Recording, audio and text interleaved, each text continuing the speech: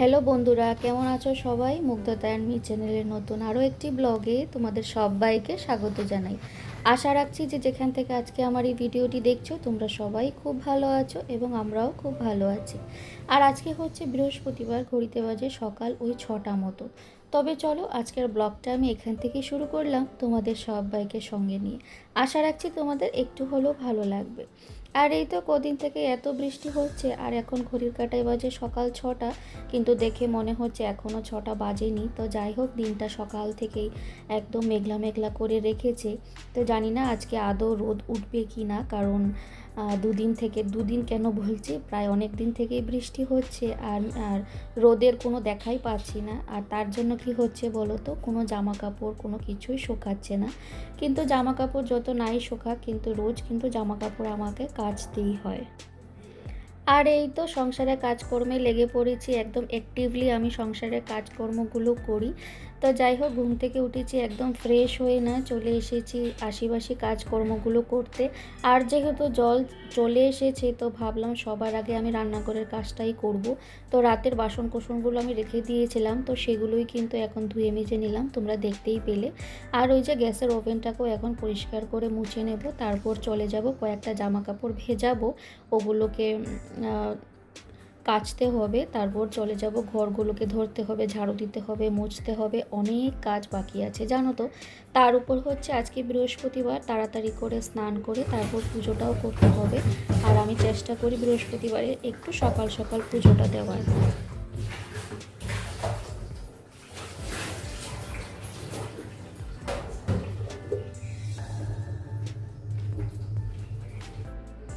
আর এই তো বন্ধুরা, তোমাদেরকে বললাম যে কোনো জামা কাপড় শুকায় না, তো দুদিন মানে হলো আর কি, হাওয়া বাতাসে একটুখানি শুকিয়েছে। তো ভাবলাম এগুলোকে না এখন আমি ঘরে নিয়ে মেলে দেব ফ্যানের নিচে, তো একদম ভালো করে ঝরঝরা হয়ে যাবে। যদিও আমি জামা কাপড় যখন কাচি না তখন আমি কমফোর্ট ইউজ করি, যাতে ওই যে বৃষ্টি হচ্ছে, তো তো দেখবে বৃষ্টি আর রোদে যদি জামা কাপড় না শুকায় না, জামা কাপড়ে একটা গন্ধ হয়ে যায়।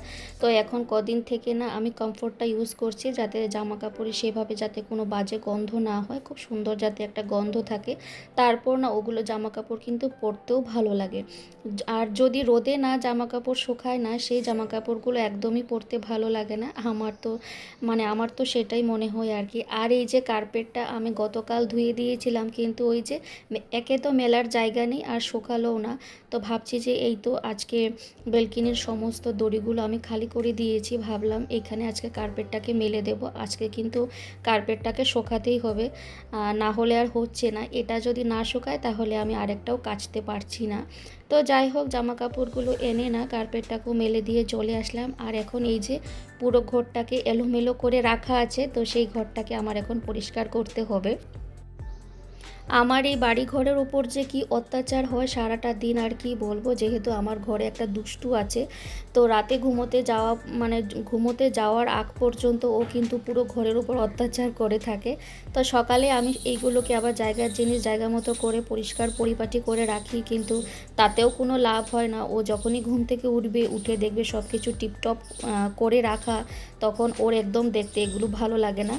তো আমি চেষ্টা করি ঘরগুলোকে পরিষ্কার পরিচ্ছন্ন করে রাখার, যেহেতু একটা ছোট বাচ্চা আছে আমার, তো সব সময় আমি চেষ্টা করি পরিষ্কার করে রাখার, কিন্তু ওই যে ওর জন্যই তো আর পরিষ্কার হয় না।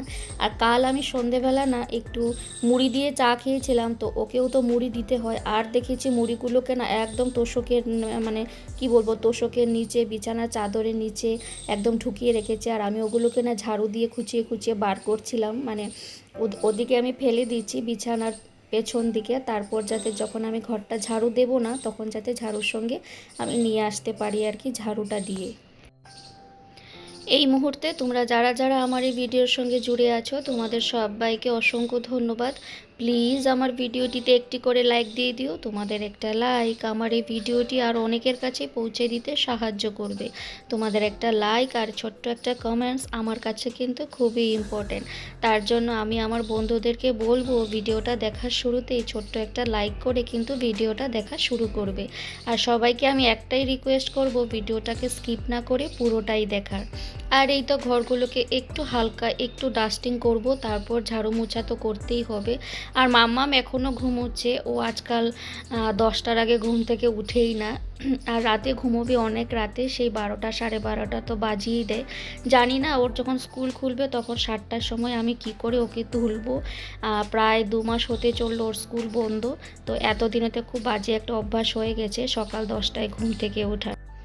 আর এই যে ছবিটা দেখতে পাচ্ছ, এটা হচ্ছে আমার শ্বশুরমশাইয়ের ছবি। আর আমার শ্বশুরমশাইয়ের ছবির পেছনে আমাদের একটা ছবি রেখেছি, কারণ ওই ছবিটা যদি মাম্মাম দেখতে পায় না, তো ওটা দিয়ে ও খেলতে থাকে। খেলতে খেলতে না ছবিটার ফ্রেমটা অর্ধেক ভেঙেই ফেলেছে। তো আমার হাজব্যান্ড কী করলো, ওই ছবির ফ্রেমটাকে না ছবিটাকে লুকিয়ে রেখেছে। আমি জানতাম না এতদিন যে কোথায় ছিল এই ছবিটা। তো আজকে যখন আমি শ্বশুরমশাইয়ের ছবিটা পরিষ্কার করতে গেলাম, তো দেখলাম যে ওই ছবিটার পেছনে আমাদের ছবিটা রাখা। তো এখন আমি এইখানে বাইরে বার করে রেখেছি ছবিটাকে, কিন্তু কি বলবো, মাম্মাম তো ঘুম থেকে উঠেই বলছে ওর এই ছবিটা চাই, ওর পাপাকে দেখেছে তো ওর ছবিটা চাই। আর ছবিটা নিয়ে কি বলবো, ফ্রেমটাকে একদম ভেঙে দিয়েছে, পুরো 3 টুকরো করে দিয়েছে ফ্রেমটাকে। তো আমি জানো তো ওই ছবিটাকে, ওটা পেছনে ছিল সেটাই ভালো ছিল, কিন্তু আমার মনে হচ্ছে ওটা বাইরে বার করে আমি খুবই ভুল কাজ করেছি। তো যাই হোক, কী করব, কিছু করার নেই। আর এই দেখো ঘরে আমার কত মুড়ি, পুরো জায়গায় জায়গায় মুড়ি ছড়িয়ে রেখেছে, কি যে তাণ্ডব করে আর কি বলবো আর কি। তো যাই হোক, এখন আমার ঘর ঝাড়ু দেওয়া হয়ে গেছে, আর এখন আমি ঘরগুলোকে মুছেও নেব। তারপর কয়েকটা জামা কাপড় আছে, ওগুলোকে কেচে না তারপর চলে যাব স্নান করতে। চেষ্টা করব মাম্মাম ঘুম থেকে ওঠার আগে আগে না আমার যাতে স্নান পুজো হয়ে যায়। আর যেহেতু আজ হচ্ছে বৃহস্পতিবার, আর বৃহস্পতিবারে না পুজোটা দিতে অনেকটাই সময় লাগে। তো পাঁচালি টাচালি পড়তে হয়, তো অনেক সময়ের ব্যাপার। তো আমি চেষ্টা করব যাতে মাম্মাম ঘুম থেকে ওঠার আগে আমি পুজোটা দিয়ে দিতে পারি। ও যদি একবার ঘুম থেকে উঠে যায় না, ওর পেছনে আমার অনেকটাই সময় লাগে। তো কাজের আমার অনেকটাই লেট হয়। আর আমি সবসময় চেষ্টা করি যাতে টাইম টু টাইম সব কাজগুলো করার। সারাদিন এক নাগাতারে কাজ করতে আমার একদমই ভালো লাগে না। আমি সময়ের মধ্যে সব কিছু করতে আমি পছন্দ করি, আর আমি করেও থাকি। কাজে ঢিলেমি আমি একদমই দিই না, আর কাজে ঢিলেমি দেওয়াটাও আমার একদম পছন্দ না। তো হাজব্যান্ড অফিস থেকে এসেছিল ওই 5:45 নাগাদ। তো আমি ওকে বলেছিলাম আজ যেহেতু বৃহস্পতিবার, তুমি আমাকে ফুল এনে দাও। আর এখানে না খুব সকাল সকাল কিন্তু ফুলের দোকানও খুলে যায়। তো ও 6টার সময় গিয়ে আমাকে ফুল, তারপর পান পাতা ওগুলো এনে দিয়েছিল। আর আমিও গিয়েছিলাম নিচে, যেহেতু আজ বৃহস্পতিবার আমাকে একটু বেলপাতা দুব্বো সেগুলো আনতে হবে। তো নিচে গিয়েছিলাম, তো বেলপাতা দুব্বোর সঙ্গে সঙ্গে না আমি কয়েকটা ফুলও পেয়েছি, তো সেগুলোকেই নিয়ে আসলাম। আর এই তো এখন স্নান টান করে চলে আসলাম, আর তোমাদেরকে তো দেখালাম কী কী ফুল আনলাম। আর এখন আমি মা লক্ষ্মীর ঘরটাকে সুন্দর করে সাজিয়ে নেব, তারপর 2 হাত দিয়ে না মা লক্ষ্মীর ঘরটাও পেতে দেবো।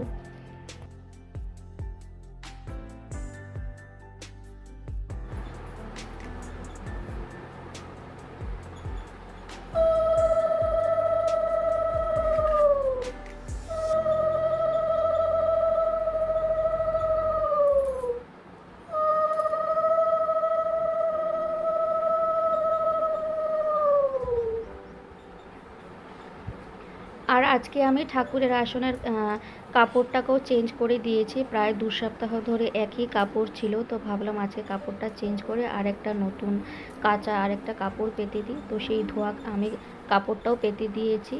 আর এই তো এখন আমি সব কিছু দিয়ে সাজিয়ে দিলাম।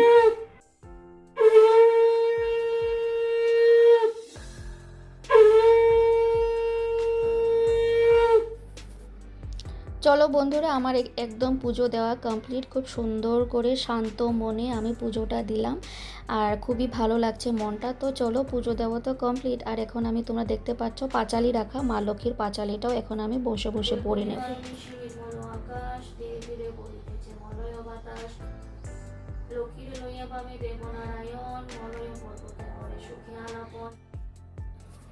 বন্ধুরা, বেশ অনেকক্ষণ পর আমি আবার ক্যামেরার সামনে আসলাম, বলতে পারো তোমাদের সামনে আসলাম।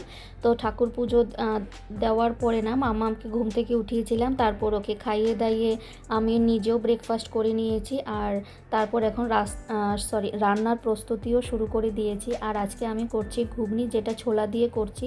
ছোলা দিয়ে করছি কারণ কি বলো তো, আগের গত মাসের ছোলার প্যাকেটটা জানো আমি এখনও কাটিনি, সরি গত মাসের বলতে এই মাসে যেটা ছোলার প্যাকেট আনা হয়েছিল সেটা আমি এখনও কাটিনি, তার আগের মাসের ছোলাটা কিন্তু এখনও রয়ে গেছে। তো ভাবলাম এত ছোলা আছে, আর দেখবে ছোলা মটর ওগুলো মানে যত বেশি থাকে না তত দেখবে ওগুলো নষ্ট হয়ে যায়, একদম পোকা হয়ে যায়। তো ভাবলাম যে না ওগুলোকে একদম আগেরটা খেয়ে শেষ করতে হবে। তো ভাবলাম গতকাল রাতে আমি ভিজিয়ে রেখেছিলাম, আর না ছোলাগুলোকে না খাওয়াই হচ্ছিল না। তো ভাবলাম একটু ঘুগনি করে ফেলি, হাজব্যান্ডকে আমি অফিসে দিতে পারবো, ও টিফিনে খাবে আর তার সঙ্গে আমারও খাওয়া হয়ে যাবে। আর বন্ধুরা আমি এখন করছি কাঁকরোল পুর। তো কাঁকরোল পুরটাকে আমি কিভাবে করলাম সেটাই বলছি। আগে কাঁকরোলটাকে না একটু ছুলে সেদ্ধ করেছিলাম, তারপর দু টুকরো করে না কাঁকরোলের ভেতরে যে বীজটা থাকে বীজগুলোকে ফেলে তারপরে ওই তো পেঁয়াজ লঙ্কা রসুন সর্ষে সেগুলো দিয়ে না একটু পেস্ট করে নিয়েছিলাম, তারপর নুন হলুদ দিয়ে হালকা একটু মানে ভাজা ভাজা করে না ওই পুরটাকে আমি কাঁকরোলের ভেতরে ঢুকিয়ে দিয়েছি, তারপর বেসনের গোলায় ডুবিয়ে এখন এই তো বড়াটা করে নিচ্ছি। আমার অনেক বন্ধুরাই বলেছে অনেক রকমভাবেই বানানো যায়, আমি শুনেছি, কিন্তু আমার বাড়িতে ছোট থেকেই আমি এভাবেই খেয়ে এসেছি। তো কাঁকরোল পুরটা আমি এভাবেই খাই, আর আমার এভাবেই খেতে ভালো লাগে। আরও অনেক রকমই করা যায়, কিন্তু আমি যেহেতু এভাবেই খেয়েছি তো আমি এভাবেই করে থাকি। তো যাই হোক রান্নাবান্না শেষ, দুপুরের খাওয়া দাওয়াও আমার কমপ্লিট হয়ে গেছে। আর আমার দুষ্টুকে দেখো কি সুন্দর ও নাচছে, একদম টিভিতে যেভাবে নাচ দেখাচ্ছে না ও কিন্তু একটা স্টেপ ওর এদিক ওদিক মানে মানে সরছে না আর কি, একদম একদম সেম এজ ইট ইজ ও একইভাবে নাচছে। তোমরা দেখো আমি তোমাদেরকে দেখাচ্ছি। তো আজকাল দেখছি মামামের নাচের প্রতি খুব ইন্টারেস্ট জাগছে। তো যাই হোক মামামের নাচ দেখতে দেখতে আজকে আমি আমার ভিডিওটা এখানেই শেষ করব। আবার আসবো নতুন কোনো ভিডিওর সঙ্গে, ততক্ষণের জন্য টাটা বাই, গুড নাইট।